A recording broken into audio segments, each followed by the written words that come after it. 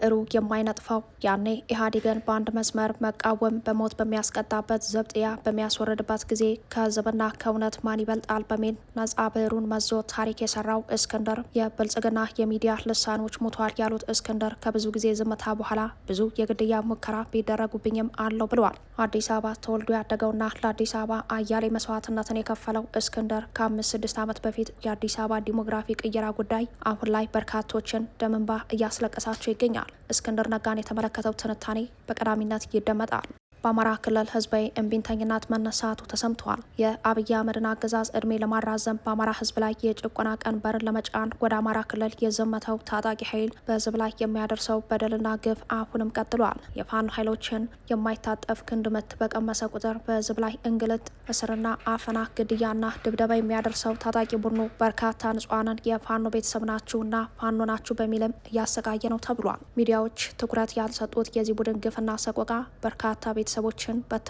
ጥቂት የማይባሉ ሴቶችን ለጾታዊ ጥቃት ዳርጓል። በርካቶች ላይም ሞትና ለአካል ጉዳተኝነት አስከትሏል። የአማራን ህዝብ ሙሉ በሙሉ ካላጠፋው እንቅልፍ አይወስደኝም ባለው በአብይ አህመድና ቡድኑ ትዕዛዝ እየተሰጠው የአማራን ምድር ለህዝቡ የሰቆቃና የስቃይ ደሴት ለማድረግ የሚሰራው ታጣቂ ኃይሉ በህዝብ ላይ የሚያደርሰውን በደልና እንግልት ተከትሎ መጨቆንንና መገፋትን አብዝቶ የሚጸየፈው የአማራ ህዝብ ወደ ህዝባዊ አመፅ እየተሸጋገረ ነውም ተብሏል። ይህንን የተመለከተው መረጃችንም በዝርዝር ተሰናድተዋል።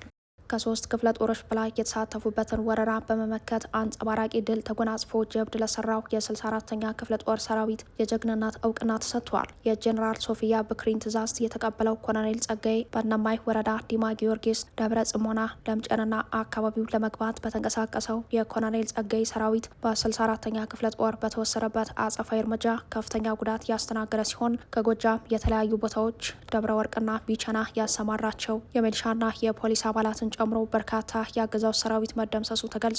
ሌላኛው መረጃችን ነው። የኢትዮጵያ ብሔራዊ ባንክ በ9 ቀናት ውስጥ 625 ሚሊዮን ዶላር ወደ ሀገር ውስጥ የባንክ ስርዓት ቢያስገባም አቅርቦቱ አሁንም ያለውን ከፍተኛ የውጭ ምንዛሬ እጥረት ማቃለል እንዳልቻለ ተገልጿል። መንግስት የገባበትን አጣብቂኝ በግልጽ የሚያሳየውን ክስተትም በዝርዝር ይዘነዋል። ህወሓት ከብልጽግና ጋር ድርድር ሊጀምር መሆኑ ተሰምተዋል። ከሰሞኑ በተመረጡ ወታደራዊ ካምፖቹና ንጹሐን ባሉበት አካባቢ ሳይቀር በአገዛዙ የድሮን ጥቃት ተፈጽሞብኛል ያለው ህወሓት በኦባሳንጆ በኩል ይፋዊ ድርድር ሊጀምር እንደሆነ ተሰምተዋል። የቀድሞው የናይጄሪያ ፕሬዚዳንት ወደ መቀሌ ከተማ ማቅናታቸውን ተከትሎ መግለጫ የሰጠው ህወሓት የኦባሳንጆ ወደ መቀሌ ማቅናት የታቀደበትና መርሃ ግብር የተያዘለት ሳይሆን በድንገት የሆነ ነው ያለ ሲሆን ከክልሉ ፕሬዚዳንት ጋር ውይይት መደረጉንም ገልጸዋል። ህወሓት የመደራደሪያ ነጥቦቹን አስቀምጠዋል። ዝርዝሩን ሰዓቱ ጠብቆ ወደ እናንተ ይደርሳል። ከአማራ ፋኖ ብሔራዊ ንቅናቄ የመውሊድ በዓልን አስመልክቶ የተላለፈ የእንኳን አደረሳችሁ መግለጫ ማለ ትሰሙታላችሁ። ሰላም ጤና ስጥልን። በዓለም ዙሪያ የምትገኙ የጣና ሳተላይት ቴሌቪዥን ተከታታዮች ለነሐሴ 19 ያዘጋጀናቸው ወቅታዊና ያልተሰሙ መረጃዎች ከዚህ ሰዓት ጀምረው ወደ እናንተ ይቀርባሉ። አብራችሁን ቆዩ።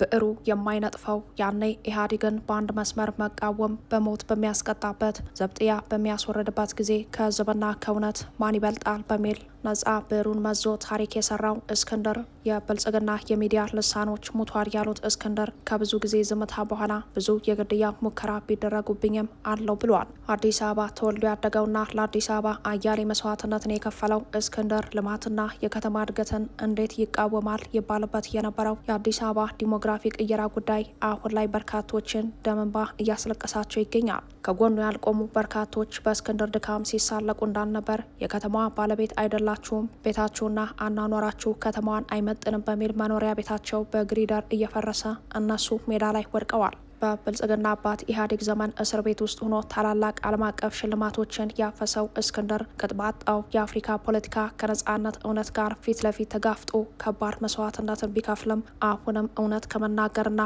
ልክ ነው ካለው ነገር ከመቆም አለመታከቱ አጀብ ያስብላል። በመውደቅ በመነሳት በመርገጥ በመሞገስ መሀል የሚወጡና የሚወርዱ ፈተናዎች ያልበገሩት እስክንድር በነጻ ብዕሩ ደግሞ ያላሳካውን እውነት በአፈሙዝ ለማሳካት የመሞከሩ ነገር ደግሞ ይበልጥ እስክንድርን የዚህ ዘመን የማይደክመው የነጻነት ታጋይ ያደርገዋል። ያኔ አብይ አህመድ በድጋፍ በታወረ ህዝብ በጭብጨባና እልልታ በደመቀበት ጊዜ ዳውድ ኢብሳ ትጥቅ ፍታ ሲባል ማነው ፈቺ ማነው አስፈቺ የሚል ምላሽ በሰጠበት ዓመት የትግራይ ኃይሎች መቀሌ ከተማ ላይ ፈረስና ውሾቻቸው ላይ የክልላቸውን ባንዲራ ቀብተው የፌዴራል መንግስቱ ላይ ሲዝቱ ጀዋር መሐመድ ሁለተኛው መንግስት ነኝ እያለ ሲፎክር ዝም ያለው አብይ አህመድ አዲስ አበባ በባለቤቶቿ ትተዳደር፣ አዲስ አበባ ላይ የዲሞግራፊ ለውጥ እየተደረገ ላለው እስክንድር የሰጠው ምላሽ ግን ወደ ጦርነት ልንገባ ነው የሚል ምላሽ ነበር። እስከ አፍንጫው የታጠቀውን ህወሓት አብይ አህመድ ኦሮሞን አይወክልም ያለውን ኦነግ በፍቅር እንነጋገር ሲል የነበረው አብይ አህመድ በእጁ ብዕርና ማይክ የያዘውን እስክንድርን ግን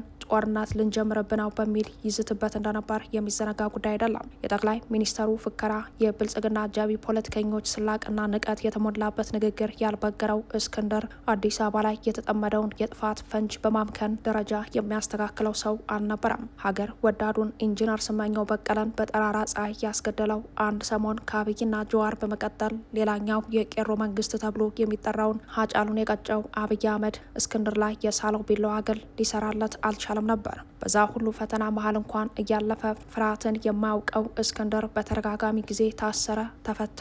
በመጨረሻም በአማራ ክልል ከአገዛዙ ጋር የተቀሰቀሰውን ጦርነት ተከትሎ እሱ የሚመራው ድርጅት ተመስርቶ የአብይ አህመድን አገዛዝ የሚያብረከርክ ትውልድ ተፈጠረ። በየመሀሉ ብዙ ነገሮች ተፈጠሩ። እስክንድር ነጋ ዛሬም በመሪነት ባይሆንም ከሚያምንበት አቋሙ ዝንፍ ሳይል በአባልነት ትግሉን ቀጥሏል። ውድና የተከበራችሁ የጣና ሳተላይት ቴሌቪዥን ቤተሰቦች ለረጅም ጊዜያት ድምፁ ጠፍቶ የነበረው እስክንድር ነጋ በትናንትናው ዕለት ከዲደብሊው ጋር ቆይታ ያደረገ ሲሆን ያደረገውን ቆይታ በጨረፍታ እናስቃኛችሁ። ጋዜጠኛው አቶ እስክንድር በማህበራዊ ሚዲያ የሚሰራጨውና ተገለዋል በሚል የሚናፈስ ወሬ ነበር። ስለዚህ ምን ይላሉ ብሎ ላቀረበው ጥያቄ እስክንድር ላለፉት ዓመታት በርካታ የግድያ ሙከራዎች ተደርገውብኝ ነበር የሚል መልስ የሰጠ ሲሆን ሙከራውን ያደረገቦት ማን ነው ለሚለው ጥያቄ ደግሞ በዋናነት አገዛዙን ተጠያቂ ያደረገ ሲሆን ለጊዜው ማብራሪያ ከመስጠት እቆጠባለሁ ያሏቸው ሌሎች አካላቶችንም እንዳሉበት ገልጸዋል። በትግሉ ያላችሁ ሚና ምንድነው በሚል ከጋዜጠኛው በኩል ለቀረበው ጥያቄ ደግሞ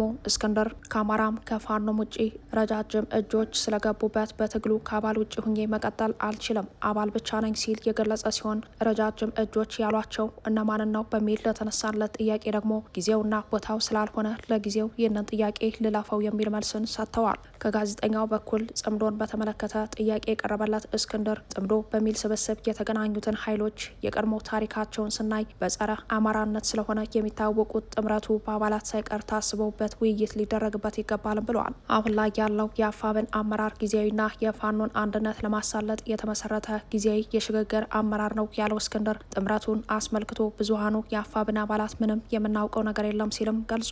ጽምዶን የኢትዮጵያና የአማራ ጠላት ነው የሚል የገለጸው እስክንድር ነጋ ብዙ ነገሮችን ከማብራራት በተቆጠበበት በዚሁ ቃለመጠየቅ ስለ ዲሞክራሲና ፍትሐዊ አሰራር በብርቱ ሲሟገት ይታያል። ለዓመታት ባልተገታ የነጻነት ትግል ውስጥ ያለፈው እስክንድር በትግል ህይወቱ የገጠሙትን ውጣ ውረዶች በድልና በስኬት እንዳለፈም ከጋዜጠኛው ለቀረቡለት ጥያቄዎች በሚሰጠው መልስ መረዳት ይቻላል። በየትኛውም ስፍራና የትግል ታሪክ ውስጥ የሀሳብ ልዩነት ያለና የነበረ መሆኑ የሚታወቅ ሲሆን ጉዳዩ እልባት እንዲሰጠው የሚያዝ አቋም ግን እንደ እስክንድር ላሉ ጥቂት ላመኑበት ሟች ሰዎች የተሰጠ ብቃት ነው። ለረጅም ዓመታት በሰብአዊ መብት ተሟጋችነት የሚታወቀው እስክንድር ነጋ ድል ለዲሞክራሲ የሚል መፈክርን ያነገበ ባልደራስ የተሰኘ የፖለቲካ ፓርቲ ሲመራ እንደነበር ይታወሳል። ለዓመታት ለሰው ልጆች መገፋት፣ መበደልና መጎሳቆል ሲታገል የነበረው እስክንድር ባልደራስ የተሰኘውን ፓርቲ ሊያቋቁም የቻለው በሀገሪቱ ዲሞክራሲያዊ ስርዓት አለና ይፈጠራል በሚል ቢሆን የአገዛዙ ፖለቲካዊ አይን አውጣነት ለዲሞክራሲ የራቀ በመሆኑ ሰላማዊ ትግሉን በቃኝ ብሎ የትጥቅ ትግል ውስጥ እንዲገባ ተገዶ እንደነበር ይታወቃል።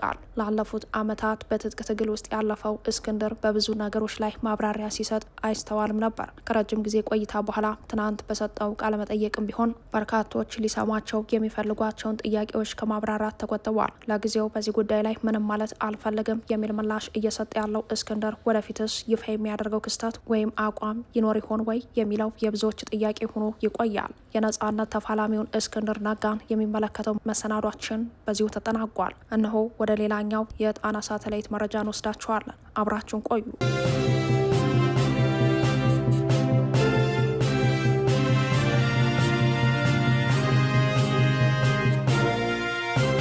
ከ3 ክፍለ ጦሮች በላይ የተሳተፉበትን ወረራ በመመከት አንጸባራቂ ድል ተጎናጽፎ ጀብድ የሰራው የ64ኛ ክፍለ ጦር ሰራዊት የጀግንነት እውቅና መሰጠቱ ተሰምተዋል። የጀኔራል ሶፊያ በክሪን ትዕዛዝ የተቀበለው ኮሎኔል ጸጋይ በነማይ ወረዳ ዲማ ጊዮርጊስ ደብረ ጽሞና ለምጨንና አካባቢ ለመግባት በተንቀሳቀሰው የኮሎኔል ጸጋይ ሰራዊት በ64ኛ ክፍለ ጦር በተወሰደበት አጸፋዊ እርምጃ ከፍተኛ ጉዳት ያስተናገደ ሲሆን ከጎጃም የተለያዩ ቦታዎች ደብረ ወርቅና ቢቸና ያሰማራቸው የሚሊሻና የፖሊስ አባላት ጨምሮ በርካታ የጠላት ሰራዊት መደምሰሱ ተገልጿል። የ64ኛ ክፍለ ጦር ወታደራዊ አመራሮች ከሰራዊቱ ጋር የነበራቸውን የግዳጅ አፈጻጸም የገመገሙ ሲሆን በዲማ ግንባር በነበረው እልህ ጭራሽ ፍልሚያ የጠላትን እግረኛ ሰራዊት ወደ ምሽግ በመሳብ በማጥቃት ስልት ውጤታማ መሆኑን ገልጸዋል። የደጃዝማች በላይ ዘለቀን መንፈስ በመላበስ ታሪክ በሚዘክረው ምድር የተፋለመው አይበገሬው 64ኛ ክፍለ ጦር በዲማ ከተማ ከጠዋቱ 1 ሰዓት ተኩል እስከ 12 ሰዓት ባደረገው ተጋድሎ የጠላት ኮሎኔሎች ሳይቀር በዲማ ከተማ የነበረው ፋኖ ጠንካራ መሆኑንና ተጨማሪ ኃይል በተደጋጋሚ በመጠየቅ ድጋፍ ሰጪ ሜካናይዝድ ኃይል በማስገባት ያደረገውን ጥቃት በተገቢው ሁኔታ መመከት መቻሉም ተጠቁመዋል።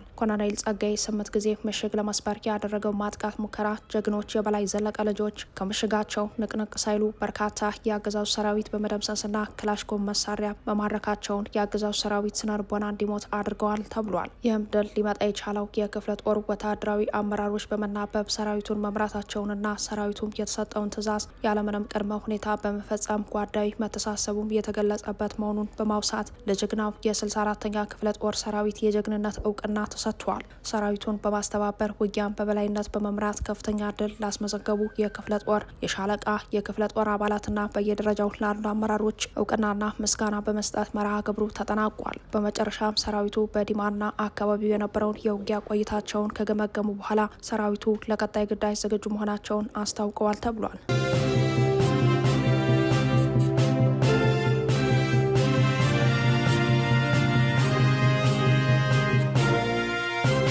በአማራ ክልል ህዝባዊ እምቢተኝነት መነሳቱ ተሰምተዋል። የአብይ አህመድን አገዛዝ እድሜ ለማራዘም በአማራ ህዝብ ላይ የጭቆና ቀንበርን ለመጫን ወደ አማራ ክልል የዘመተው ታጣቂ ኃይል በህዝብ ላይ የሚያደርሰው በደልና ግፍ አሁንም ቀጥሏል። የፋኖ ኃይሎችን የማይታጠፍ ክንድ ምት በቀመሰ ቁጥር በህዝብ ላይ እንግልት፣ እስርና አፈና፣ ግድያና ድብደባ የሚያደርሰው ታጣቂ ቡድኑ በርካታ ንጹሐንን የፋኖ ቤተሰብ ናችሁ እያለ ፋኖ ናችሁ በሚል እያሰቃየ ነው ተብሏል። ሚዲያዎች ትኩረት ያልሰጡት የዚህ ቡድን ግፍና ሰቆቃ በርካታ ቤተሰቦችን በትኗል። ጥቂት የማይባሉ ሴቶችን ለጾታዊ ጥቃት ዳርጓል። በርካቶች ላይ ሞትንና ለአካል ጉዳተኝነት አስከትሏል። የአማራን ህዝብ ሙሉ በሙሉ ካላጠፋው እንቅልፍ አይወስደኝም ባለው አብይ አህመድና ቡድኑ ትዕዛዝ እየተሰጠው የአማራን ምድር ለህዝቡ የሰቆቃና የስቃይ ደሴት ለማድረግ የሚሰራው ታጣቂ ኃይሉ በህዝብ ላይ የሚያደርሰውን በደልና እንግልት ተከትሎ መጨቆንንና መገፋትን አብዝቶ የሚጸየፈው የአማራ ህዝብ ወደ ህዝባዊ አመፅ እየተሸጋገረ ነውም ተብሏል። በተጋነነ እብሪትና ትዕቢት ተወጥሮ ጦርነት የጀመረው ቡድኑ በፋኖ ኃይሎች ብርቱ ክንድና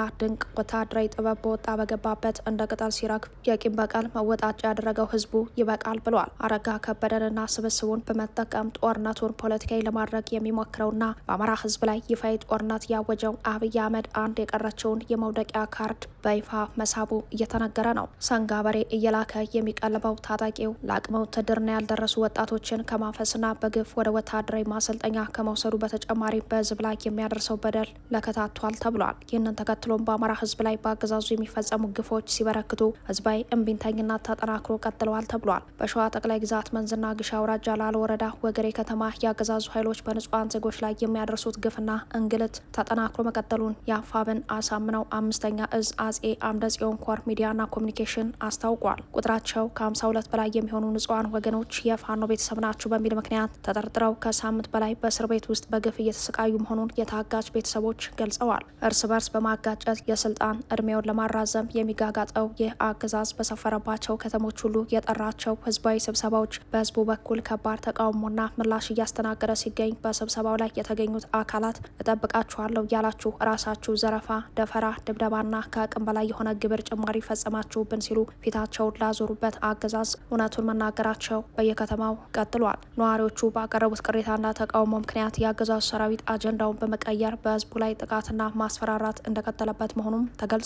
የኮሩ ሚዲያና ኮሚኒኬሽን አክሎ እንደገለጸው በስር ላይ የሚገኙት እነዚህ ንጹሐን ወገኖች እናንተ የጥይት ማብረጃ ትሆናላችሁ በሚል ዛቻና ማስፈራራት እየደረሰባቸው መሆኑ ተረጋግጧል። ይህ በንጹሐን ላይ የሚፈጸመው ሰብአዊ ጥሰትና የእስር እንግልት የትጥቅ ትግሉን ቁርጠኝነት የሚያጠናክር መሆኑን እየገለጸን ህልውናችንን መብታችንን የማስከበር ሂደቱ በተባበረ ክንድ ይረጋገጣል ሲል ኮሩ በላከው መረጃ አረጋግጧል።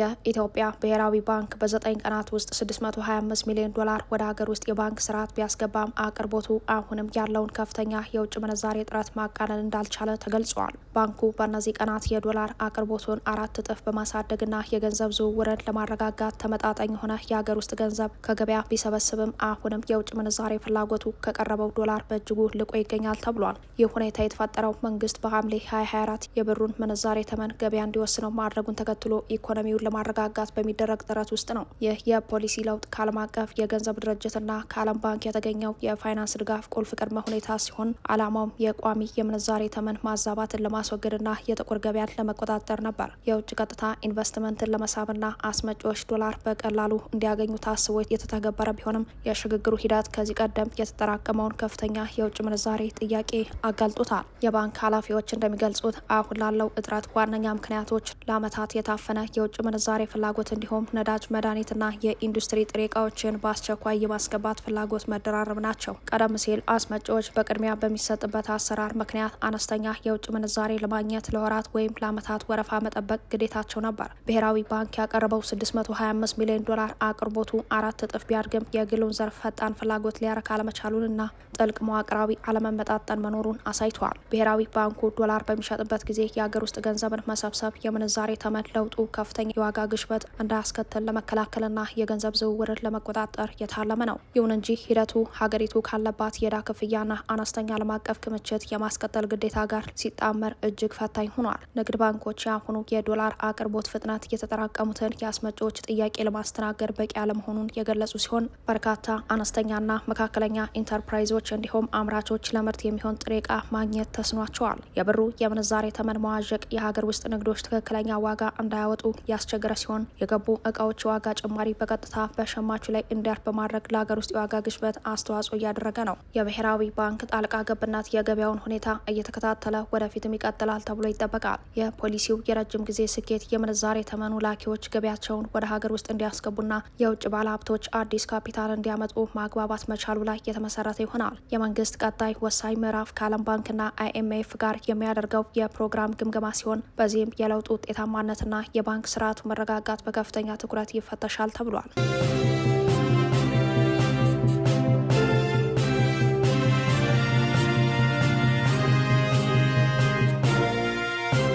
ህወሓት ከብልጽግና ጋር ድርድር ሊጀምር መሆኑ ተሰምቷል። ከሰሞኑ በተመረጡ ወታደራዊ ካምፖችና ንጹሐን ባሉበት አካባቢ ሳይቀር በአገዛዙ የድሮን ጥቃት ተፈጽሞብኛል ያለው ህወሓት በኦባሳንጆ በኩል ይፋዊ ድርድር ሊጀምር እንደሆነ ተሰምቷል። የቀድሞው የናይጄሪያ ፕሬዝዳንት ወደ መቀሌ ከተማ ማቅናታቸውን ተከትሎ መግለጫ የሰጠው ህወሓት የኦባሳንጆ ወደ መቀሌ ማቅናት የታቀደበትና መርሃ ግብር የተያዘለት ሳይሆን በድንገት የሆነ ነው ያለ ሲሆን ከክልሉ ፕሬዝዳንት ጋር ውይይት መደረጉንም ገልጸዋል። ህወሓት በሰጠው መግለጫ ከፌዴራል መንግስት ጋር ውይይት ሊጀመር ከሆነ የሚከተሉት ጉዳዮች መመለስ መሰረታዊና ቁልፍ እንደሆኑ አጽንኦት ሰጥቻለሁ ብለዋል።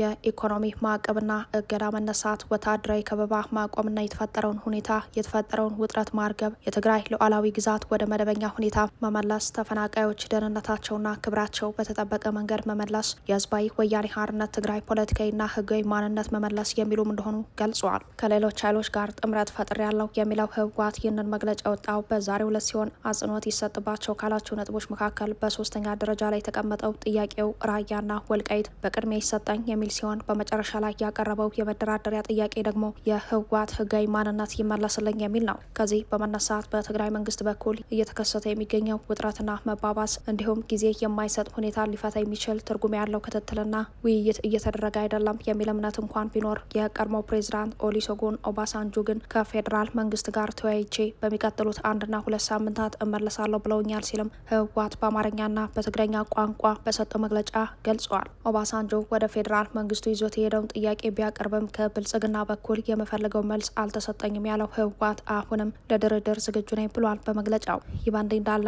ተፈጠረ የተባለው ጥምረት በእንደዚህ አይነት መሰል የተናጠል ድርድሮችና ንግግሮች ላይ ያለው አቋም በይፋ አልታወቀም።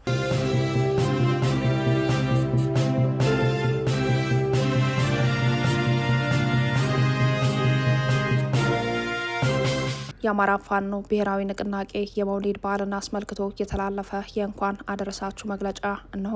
እንኳን ለ1501ኛው የመውሊድ የነቢዩ መሐመድ የልደት በዓል በሰላም አደረሳችሁ። ለመላው የእስልምና እምነት ተከታዮች ለህዝባቸው ክብር፣ ፍትህና ሰላም ሲሉ ለሚታገሉት ለአማራ ፋኖ ብሔራዊ ንቅናቄ መሪዎችና አባላት እንዲሁም ለተከበረው ሙስሊም ማህበረሰባችን በሙሉ እንኳን ለታላቁ ነቢዩ መሐመድ የልደት በዓል በሰላም አደረሳችሁ። የመውሊድ በዓል የሰላም፣ የርህራሄ፣ የፍቅርና የህብረት ታላቅ ተስፋ የሚታደስበት ወቅት ነው። ነቢዩ መሐመድ ለዓለም ያስተማሩት የመቻቻል፣ የታማኝነት፣ የወንድማማችነትና ለበደለኞች አለመንበርከክ እሴቶች ለሁላችንም ትልቅ የሞራልና የጽናት ምንጭ ናቸው። ታላቁ ነቢይ ያስተማሩት የእውነትና የፍትህ መንገድ ለህዝባችን አንድነት፣ ለሰራዊታችን ጥንካሬና ብርታት፣ ለጋራ ዓላማችን መሳካት ትልቅ ብርሃን ነው። የኢትዮጵያ ህዝብ አንድነት፣ የአማራ ህዝብ ህልውና፣ ታሪካዊ ክብርንና ፍትህን ለማስከበር እየተካሄደ ያለው መራር ትግል በላቀ ድልና በአስተማማኝ ሁኔታ እንዲጠናቀቅ ሁሉም የበኩሉን ሊወጣ ይገባል። ለህዝባቸው ህልውናና ደህንነት ሲሉ በየግንባሩ ለሚታገሉት የሰራዊታችን አባላት በሙሉ የሚደረገው የፍትህና የእውነት ጉዞ በህዝባችን ደጋፊነትና ጥበቃ ታጅቦ የህዝባችንን የተነጠቀ መብት፣ ደህንነትና ታሪካዊ ክብር የማስከበር ጉዞ ወደ ኋላ በማይመለስ ጽናት ወደፊት ይገሰግሳል ሲል አፋብን ገልጿል። በየመንገዱ የሚገጥሙ ፈተናዎችን ሁሉ በመሻገር ለተበደሉት ፍትህን፣ ለተፈናቀሉት ወገኖቻችን ደግሞ ዘላቂ መረጋጋትና እፎይታን የሚያመጣ ድል ይረጋገጣል። እስካሁን የተከፈለውን ግዙፍ መስዋዕትነት ወደ ተጨባጭ ድል ለመቀየር ህዝባችን በጋራ ዓላማና አንድነት ሊቆም ይገባል ብሏል።